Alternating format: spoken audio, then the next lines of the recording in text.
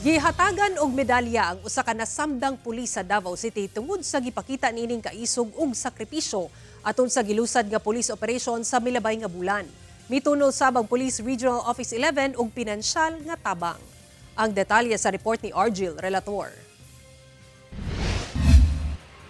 Personal nga gibisita ni Police Brigadier General Leon Victor Rosete, ang Regional Director sa Police Regional Office 11, ang nasamdang pulis nga si Police Corporal Alphon John Mamak sulod sa Southern Philippines Medical Center.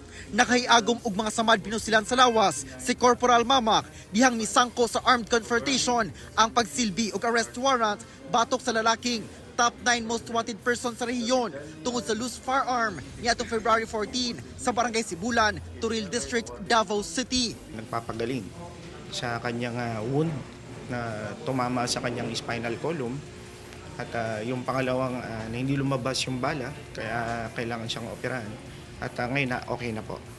Ngayon naman po yung kanyang dito sa kabila meron din siyang tama na daplis sa left side ng kanyang rib. Gi-award kang Corporal Mamak ang medalya ng sugatang magiting alang sa iyang kaisog ug sakripisyo sa pagtuman sa iyang tahas isip pulis. Idusosab ang meritorious promotion. Gihatagan sab siya og sumatotal 100,000 pesos nga initial nga financial assistance. Ongoing na po yung aming communication sa National Headquarters for the reimbursement ng lahat po ng mga nagastos dito po sa hospital at pati po yung mga medical needs. Nakatakda na nga makagawas sa ospital ang samarang pulis. Ang suspect samdan sab sa maong operasyon ug nakaron sa kustodiya sa kapulisan. Kauban si Melchor Awing sa kamera. Ako si Argil Relator. 1 Mindanao.